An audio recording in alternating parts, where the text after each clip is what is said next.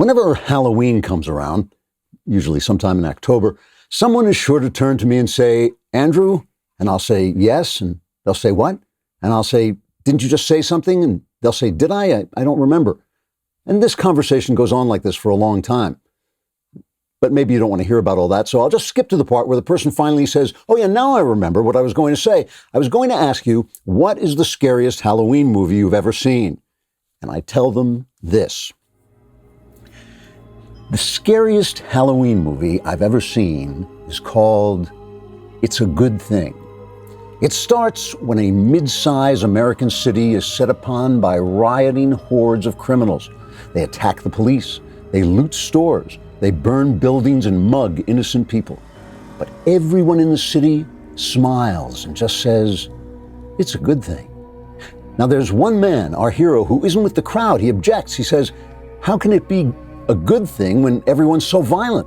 But the people just keep smiling and they say, "Well, they're mostly peaceful, so it's a good thing."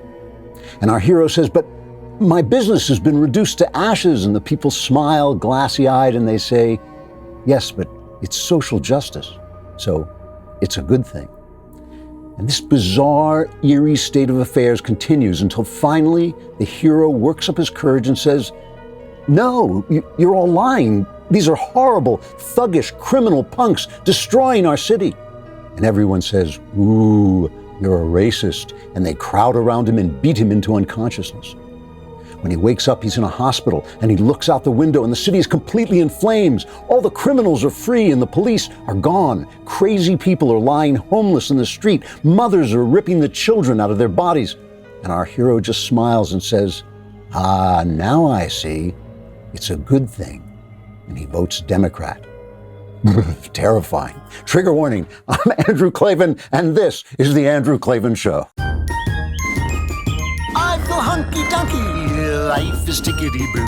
Birds are winging, also singing hunky-dunky-doo. Ship-shaped, ipsy-topsy, the world is zippity-zing. It's a wonderful day, hurrah, hooray! It makes me want to sing.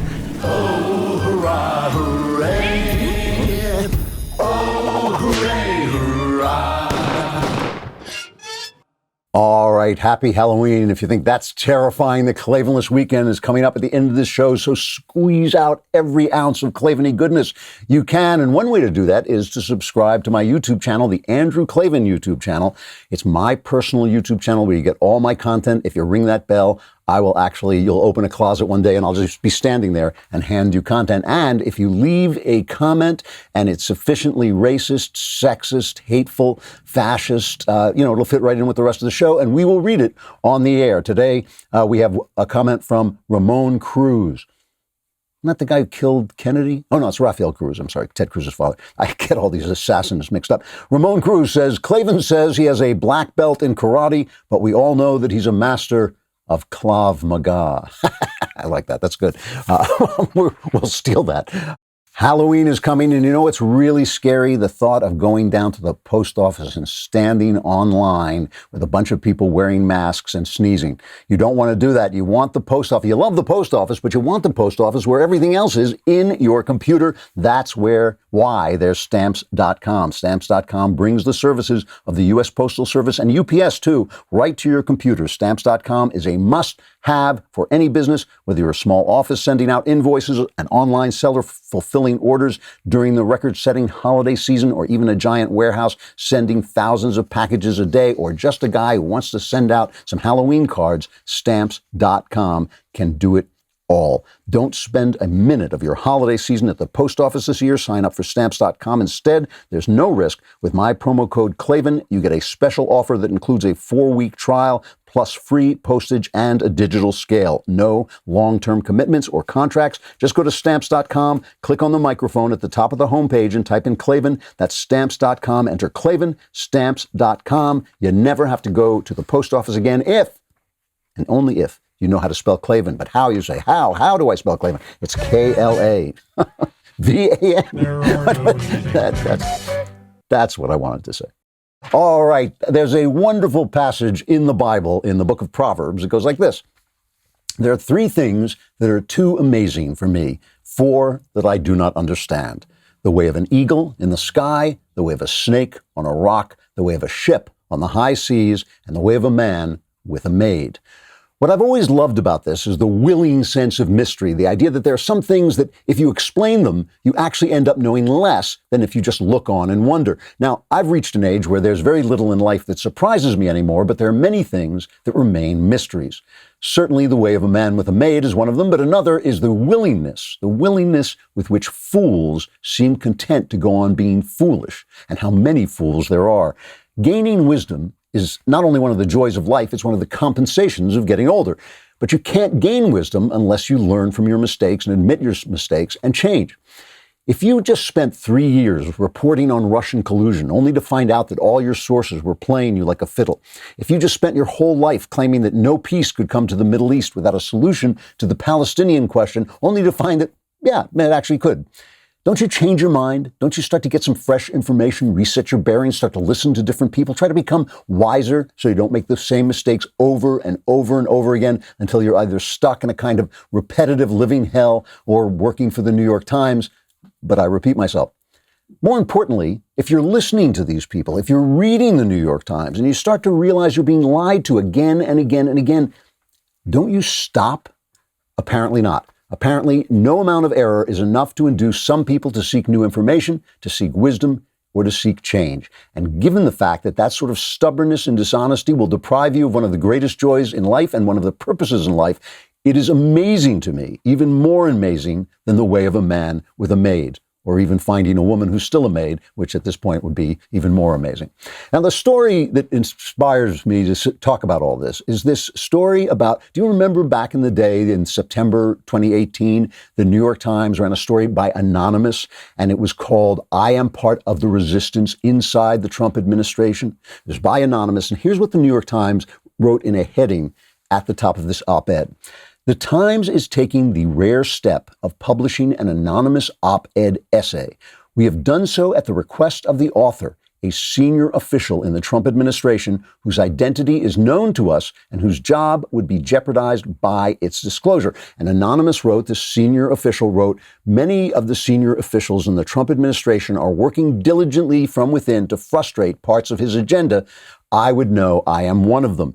He said that Trump was so amoral and erratic that they had to work to thwart his goals, and even talked about, forcing him out of office through the 25th Amendment. And all kinds of people were writing about this. This was a big deal because what kind of senior official would be thwarting the Trump administration? They were saying, but maybe it's Kellyanne Conway, maybe it's John Kelly, Jeff Sessions, James Mattis, Jared Kushner. They said it might be Ivanka Trump. They're all talking to all kinds of people. Somebody said it might be Melania Trump. Donald Trump Jr. Here's a news story they did about Donald Trump Jr. when he said, it's probably some low-level nobody. This is cut one. I imagine this is a very low-level person. Donald Trump Jr. is crying betrayal, slamming the anonymous senior Trump administration official who wrote an op-ed in the New York Times claiming to be part of the resistance inside the White House. It's pretty disgusting. That's pretty sad. Perhaps it's a disgruntled person who's been thrown out because they didn't deliver on what they were supposed to do. What's the crime, though? Listen, I think you're subverting the will of the people. I mean, to try to control the presidency while not the president. You have millions and millions of Americans who voted for this. And Trump Jr. says it's all made his father more isolated in the Oval Office. I think there are people in there that he can trust. It's a much smaller group.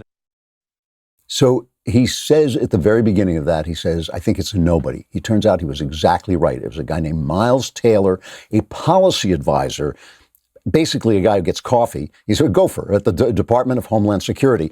Now, by the time he left, he was the chief of staff at the Department of Homeland Security, a position that no one even knew existed. I mean, that's not an important position, but at least he had been elevated to chief of staff so that he had a title. But when he wrote the piece, he was just like a gopher. He was nobody, okay?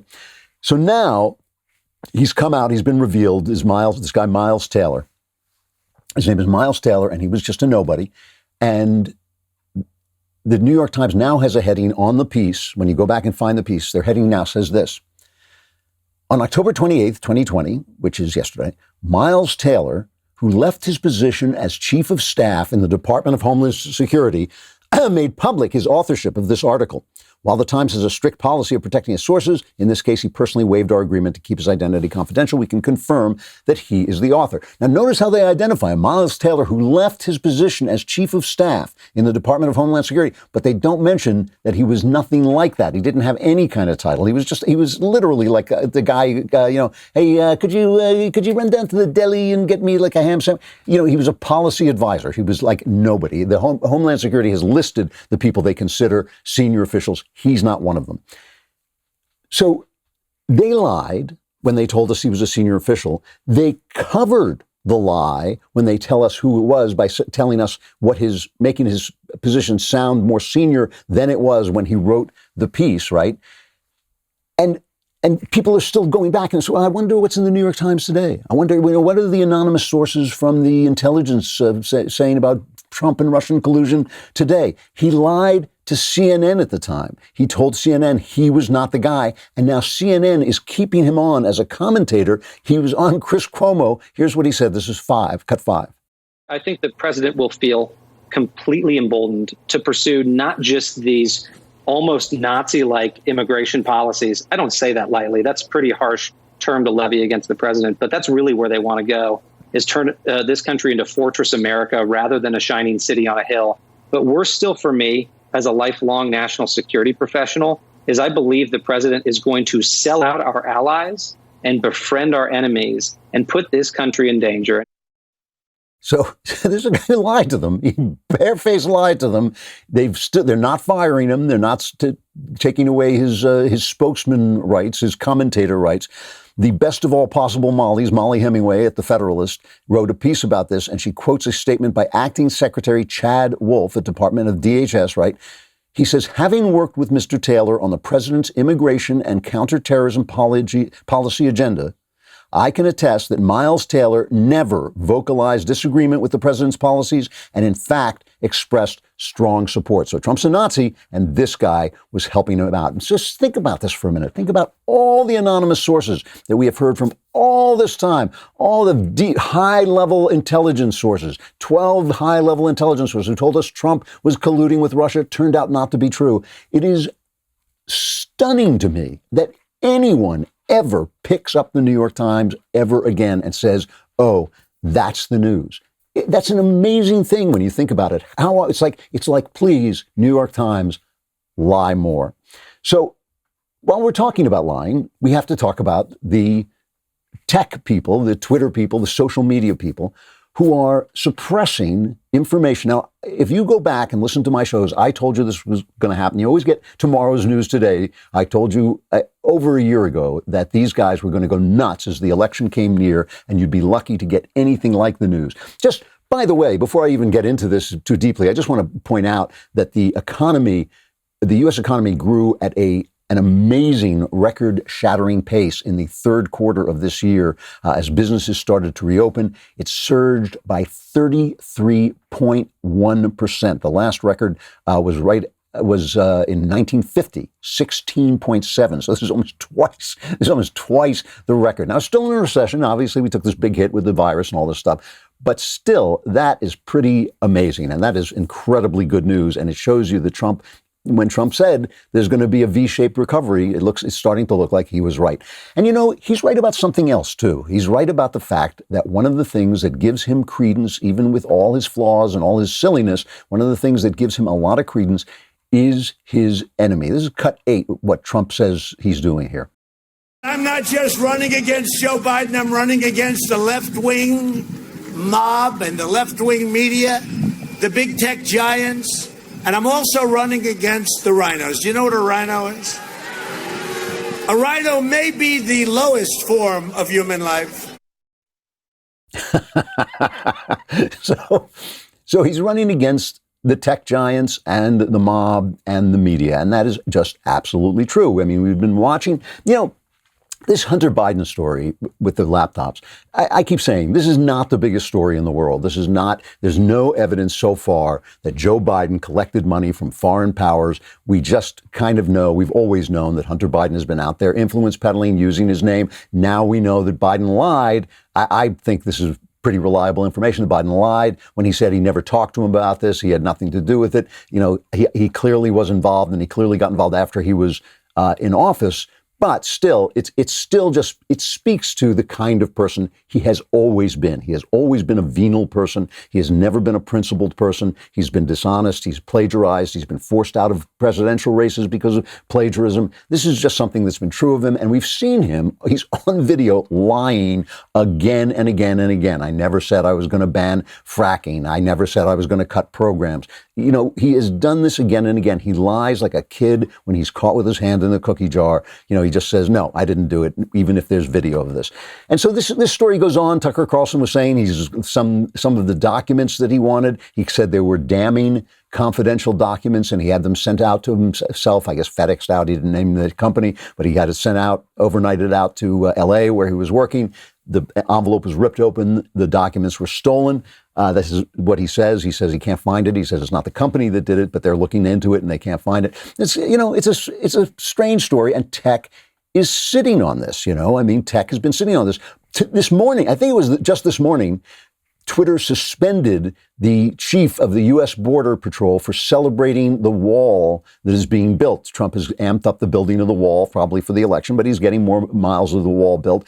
And he tweeted, "Walls work. Every mile helps us stop gang members, murderers, sexual predators, and drugs from entering our country." This is the head of U.S. Customs and Border Protection, Mark Morgan, and Twitter suspended him.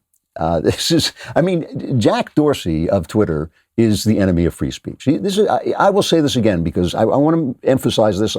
Because if you haven't heard me talk about this before, you need to hear me say this. People say these are private companies and they have the right to censor speech. They do not. They are a creation of they are private companies, but their rights were created by the government. They were given these rights to curate speech while not being sued. So they can curate speech like a publisher, but they don't get sued like a platform. So it's as if really the phone company is telling you, oh, you said that, I'm cutting off your phone service because that was hateful. That's what it's like. And just remember, our right to free speech does not come from the government. It comes from God. You remember God. Last time we talked about him, right? He's the creator of the universe. He's the king of the universe. When he gives you something, it's yours. The First Amendment protects that God-given right from the government. But the government is there to protect that God-given right from everybody else. And when these guys get in the way, and when these guys become the dominant way that we speak, and they censor us, they should be tarred and feathered. Their business should be burned to the ground. The earth should be salted so that nothing ever grows there again. That is how you handle this. There is no compromise with your free speech. And again, as I pointed out, this is part of a movement on the left to end the First Amendment. This is to undermine the First Amendment culture, which is the only way that the First Amendment means anything. The First Amendment is just ink on paper, and it's that crinkly brown paper that for some reason they wrote the Constitution on. I have no idea why they didn't just use white foolscap, but they didn't. They used this crinkly brown paper, and they wrote the Constitution on it. That's just ink on paper. It means nothing unless the majority of Americans just take it for granted that you have the right to free speech. And that is what the left has been undermining all these years. When I complain about the academy, when I complain about the news media, when I complain about the entertainment media, that's what they've been undermining. While saying we have the right to free speech, they are also saying your speech is hateful and can and should be banned. And so Jack Dorsey, he's the worst of the lot because he's just, take a look at him. Take a look at a picture of him. The way it's really funny. Even before I saw Jack Dorsey had that beard, I was saying to my wife that anybody who wears a beard like that is either one, Alexander Solzhenitsyn, or two, out of his mind. Jack Dorsey is not Alexander Solzhenitsyn, and I'm telling you, that beards like that, like David Letterman's beard, it's a sign that something is not quite right. So they're called up before, the Commerce Committee in the Senate, and they keep calling them up, but they don't do anything about them, and you can just tell these guys are so rich and so powerful, they don't care. They probably think Trump's going to get thrown out of office. They probably think we're going to lose the Senate. That's what, the polls show. Mitch McConnell says a 50-50 chance Republicans lose the Senate. The polls are all against Trump, even though we don't know whether that's true or not. So they don't care. Dorsey is insouciant. That's the word. Look it up. Dorsey is insouciant. He just looks at these guys and lies under oath, doesn't care. And he says, the problem is not that we're censoring people. The problem is that people just don't trust us. We have a trust issue. It's cut 10. Section 230 gave internet services two important tools. The first provides immunity from liability for users' content. The second provides good Samaritan protections for content moderation and removal, even of constitutionally protected speech, as long as it's done in good faith. That concept of good faith is what's being challenged by many of you today. Some of you don't trust we're acting in good faith. That's the problem I want to focus on solving. How do services like Twitter earn your trust? Well, stop censoring us, jerk. They've changed the rules something like 26 times. They only censor the right, and they censor anything that they don't like, anything that they think is going to hurt Joe Biden or help Donald Trump. They censor it, they mark it, they label it, and they say, why don't you trust us? Trust us. Look, trust us. It's like some kind of Halloween comedy. We need to earn your trust. Shut up. We need to earn your trust while we're silencing you. All right. So the thing under question, I mean, they were subpoenaed before this happened, but they have shut down the New York Post's account for tweeting out what is now verified information about Hunter Biden and Joe Biden and the way they have interacted together. And Dorsey admits the story is not disinformation. This is cut 11. And if you have any information whatsoever, they're not authentic or that they are Russian disinformation. Mr. Dorsey. We don't. You know, so why would you censor it? Why did you prevent that from being disseminated on your platform that is supposed to be for the free expression of ideas, and particularly true ideas? We believed it fell afoul of our hacking materials policy. And now he says, so why won't you give them their account back? And this is Dorsey's comment, cut 16. The New York Post is still blocked from tweeting 2 weeks later.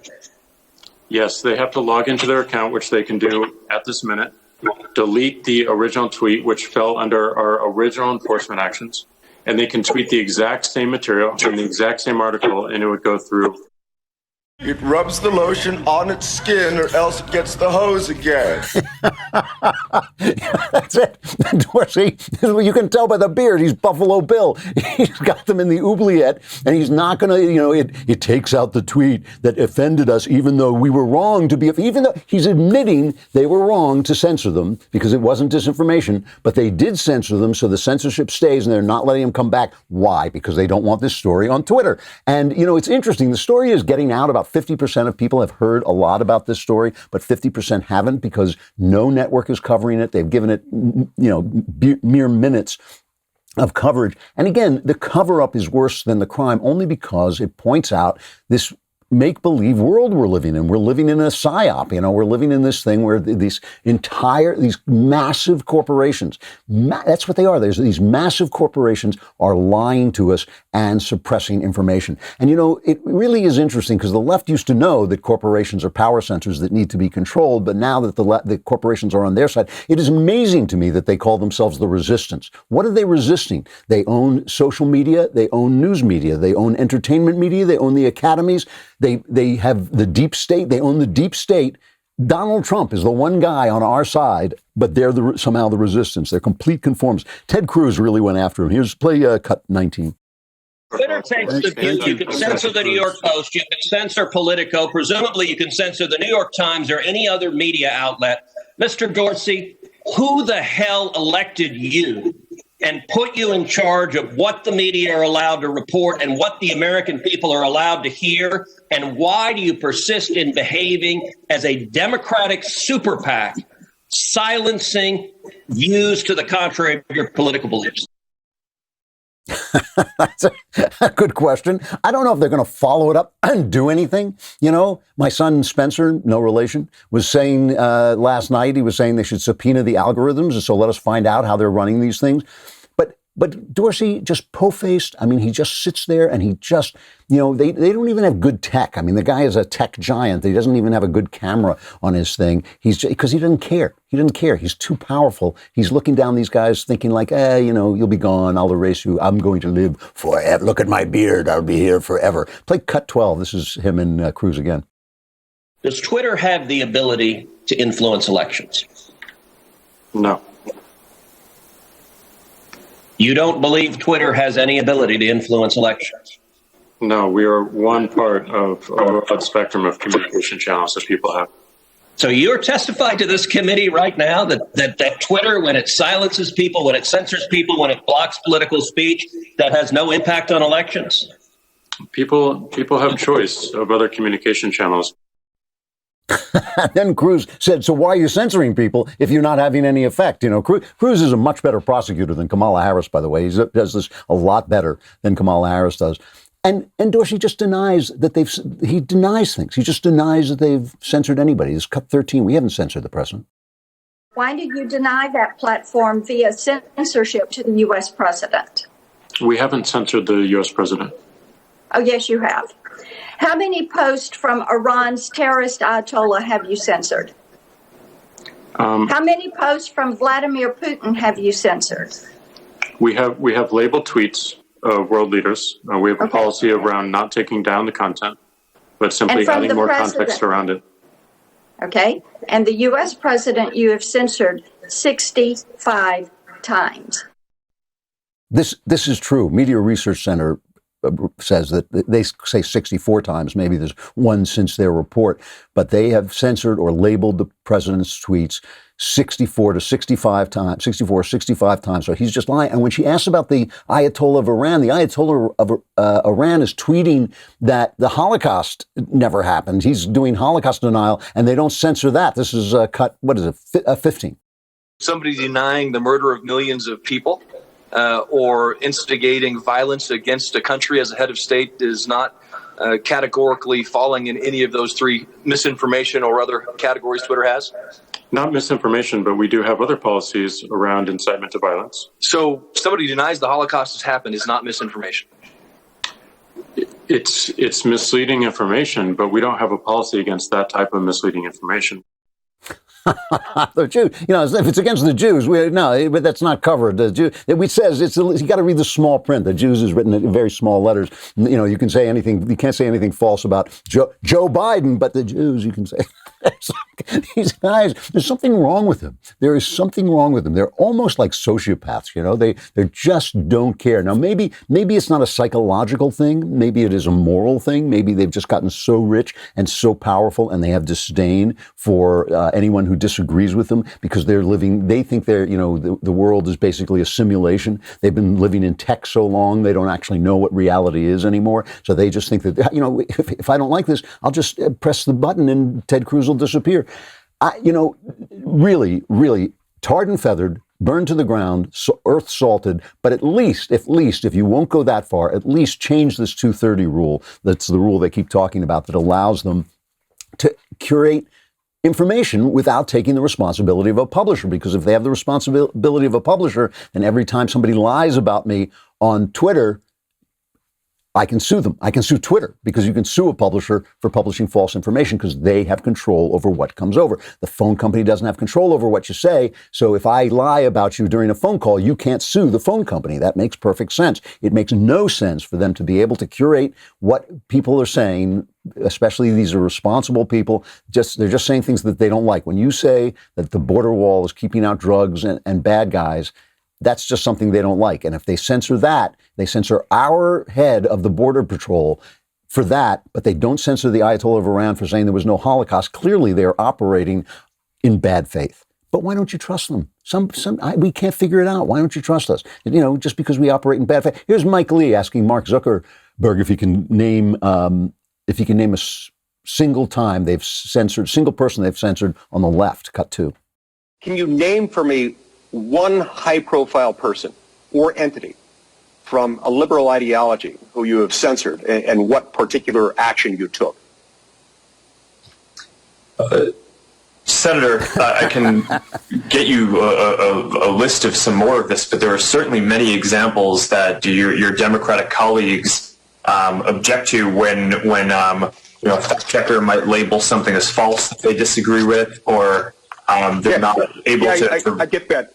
I get that. I just want to be clear. I'm just asking you if you can name for me one high-profile liberal person or company who you've censored. I understand that you're saying that there are complaints on both sides, but I just want one name of one person or one entity. Senator, I need to think about it and get you more of a list. I mean, the thing is, you can cut Zuckerberg some slack because he doesn't, he's running this massive company. He doesn't know everything that's going on in the company. He's not in the office looking over people's shoulders. I'll cut him some slack there. But how many times has this guy appeared before Congress and said, yes, we must do better. I take full responsibility. We must do better. We must do, and nothing changes. Nothing changes. How many times are they going to bring, you talk about how many times you're going to let the New York Times lie to you as a reader, but how many times is the Senate, is Congress going to let these guys lie to them, right, as politicians? Because some of the problem is, remember, Trump may not be in office after this year. We don't know, right? So they're playing that game because the Democrats don't want them to stop silencing the right at all. Why would they, unless they had some kind of integrity? We know that's not a problem. Here's Ed Markey, the guy who thinks that being an originalist of the Constitution means you're living in the 18th century. Here's him saying that, like, no, you're just not stomping on speech enough. This is cut 17. The big tech business model, which puts profits ahead of people, is a real problem.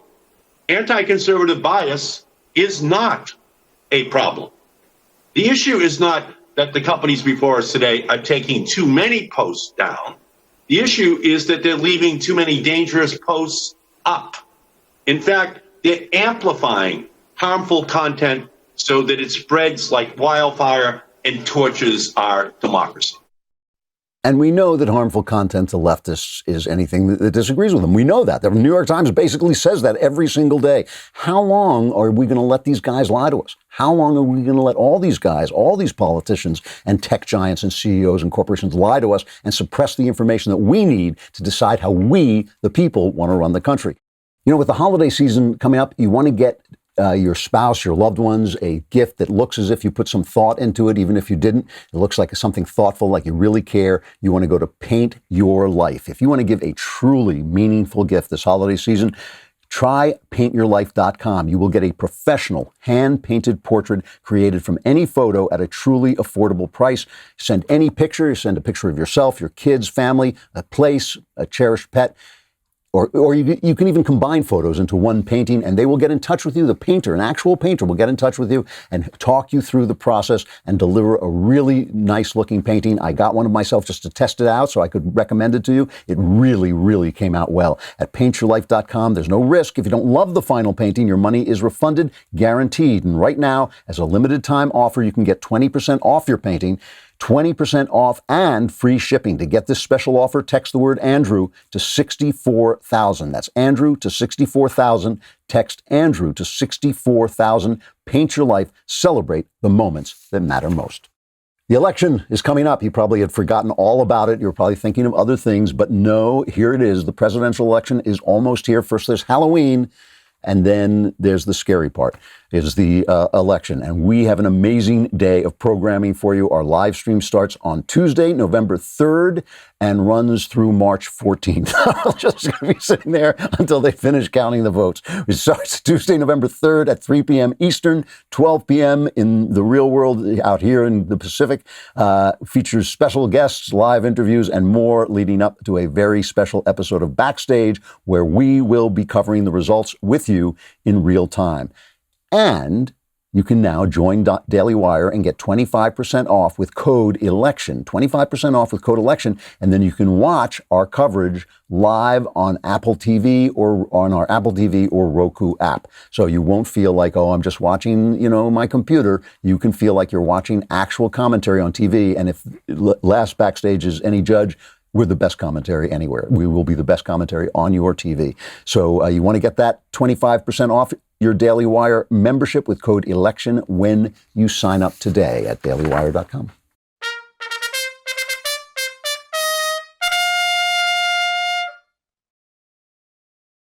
One thing that's kind of amusing to me, anyway, is that when you create this world of disinformation the left has created, you're stuck in it too. You don't know what to believe at all. So even the left doesn't know what to believe in the polls, these polls that come out saying, Biden's ahead 17 in Wisconsin. And then you go to Wisconsin and it's like Trump flags as far as the eye can see. And you're going like, which is the op and which is reality? David Axelrod, a political consultant for the left, says the left is going crazy. This is cut 3. I think if I could have charged for therapy in the last few weeks, I could have made a fortune just trying to calm people down, Democrats that I know, who are looking at these polls and simply refuse to believe them because of what happened in 2016. Well, as you pointed out at the top, this isn't 2016. We have an embattled president with a 42% approval rating who is denying a pandemic that is engulfing this country, and particularly those states that he most needs to win. It is an insane strategy, but it is the one that he apparently is following. First of all, Rasmussen has them at a 52% approval rating, which is interesting, and they've been accurate. They poll more Republicans. Newt Gingrich, he may just be talking, who knows, but Newt Gingrich thinks this is all going the other way. It's cut 4. He has a better likelihood than he did at this stage in 2016, when he was clearly behind and closing rapidly. The people I trust the most, the pollsters who've been the most accurate over the last 5 or 6 years, who seem to understand the dynamics of the age of Trump. I saw today the first Electoral College map that made sense to me, and it showed Trump at 326 electoral votes plus. And I think that that's probably about right. I think the left is going to be terribly shocked.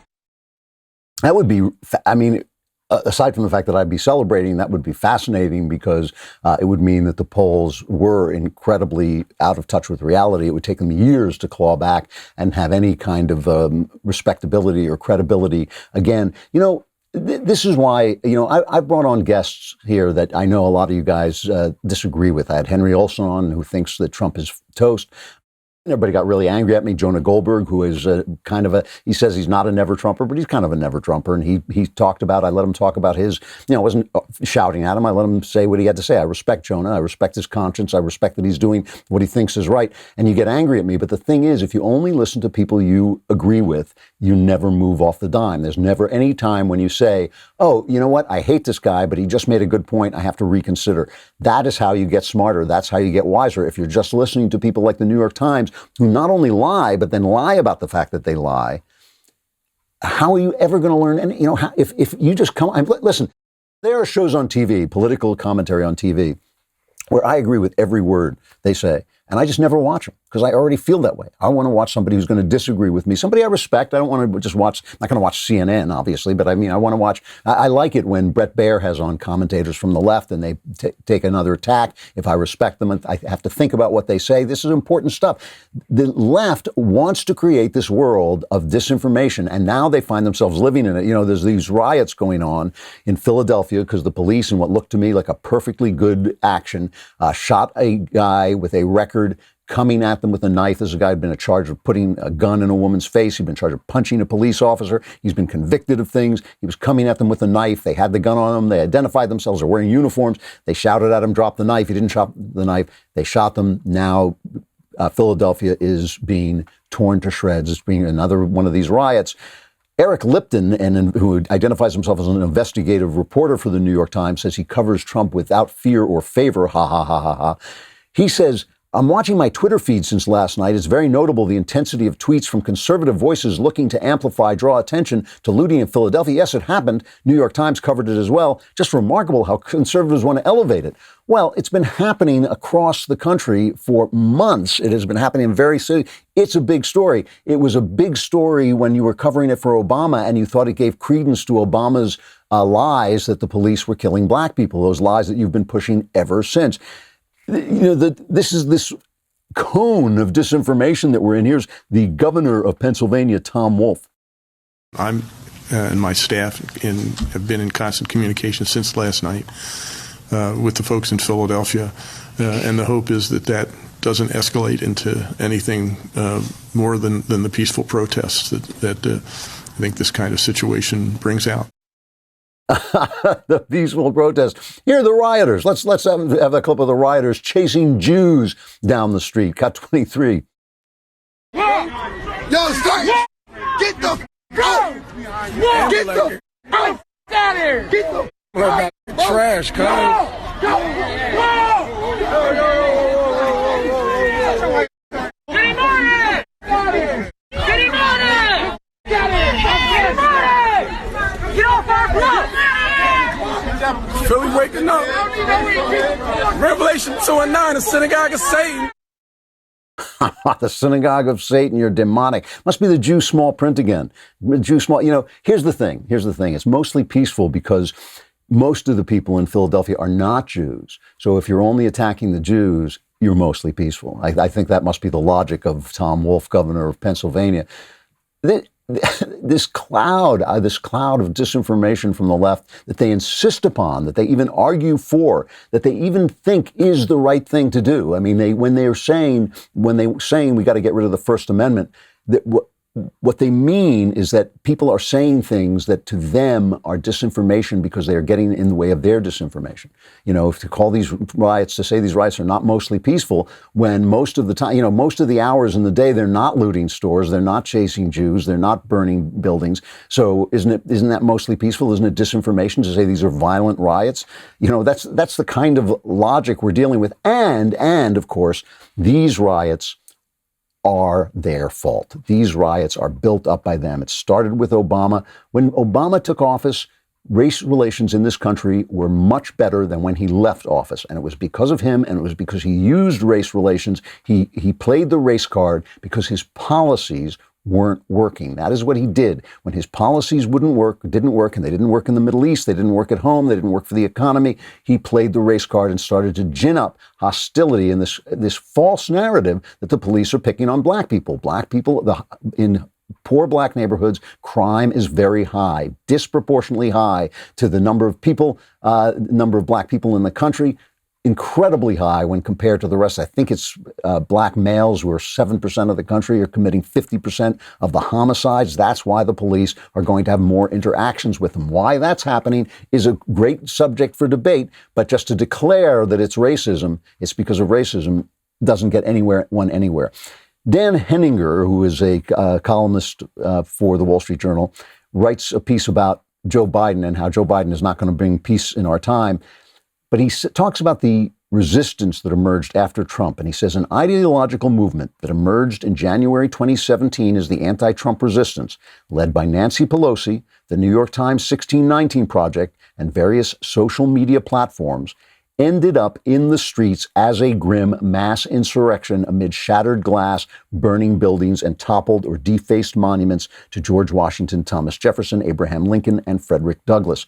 Tutored in anti-capitalist pieties, younger Democrats convinced themselves the local shop owner was as guilty as the statue in the town square. This grew up out of Democrat and leftist philosophy. It didn't just start on its own. So when you hear Joe Biden talk like this, cut 22.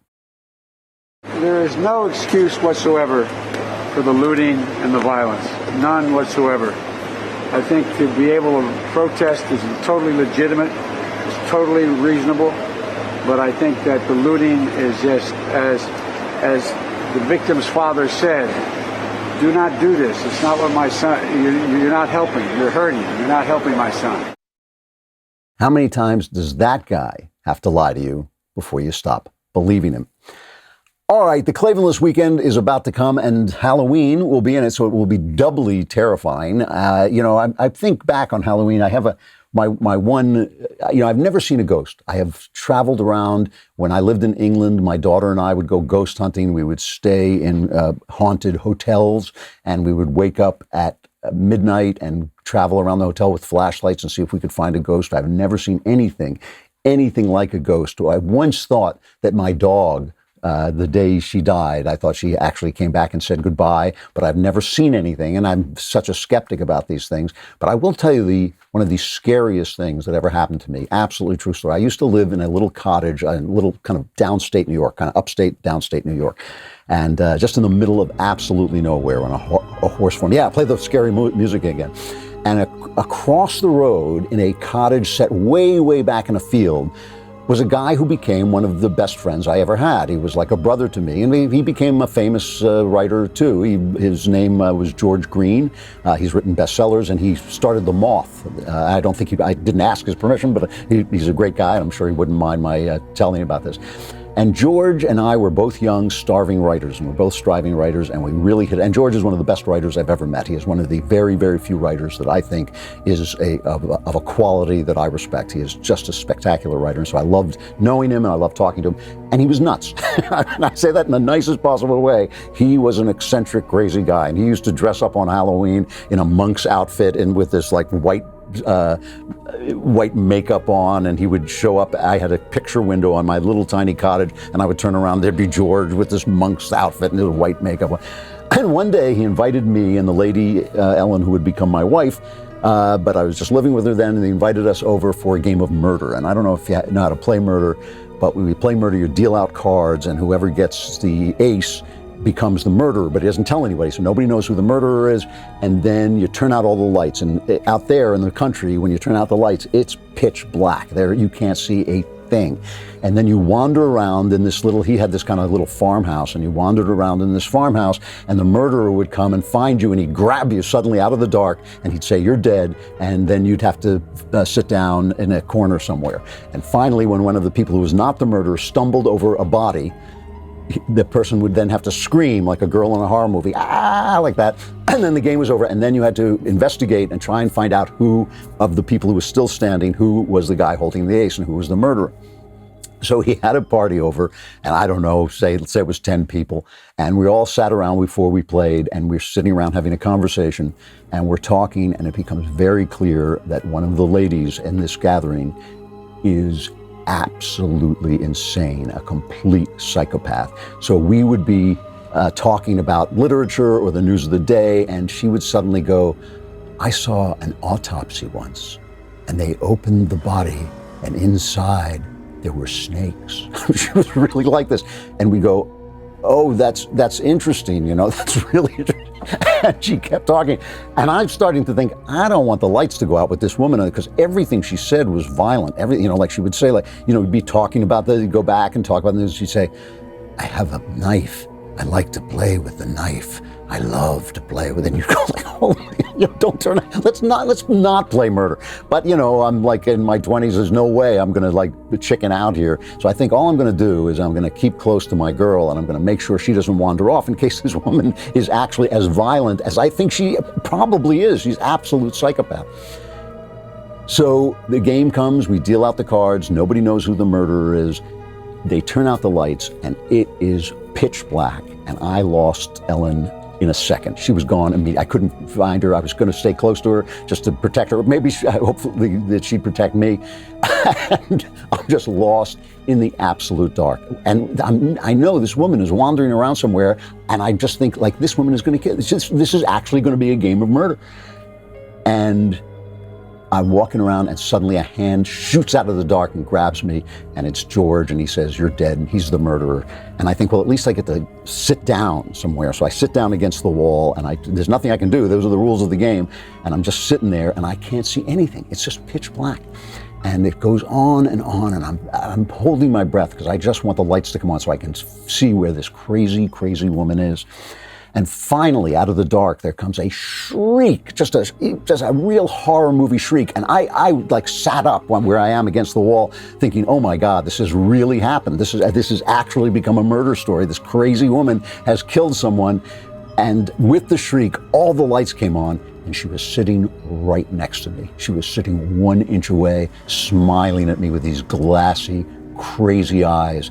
It was one of the scariest things that ever happened. Have a happy Halloween. If you survive the Klavanless weekend, we will be back here on Monday. I'm Andrew Klavan.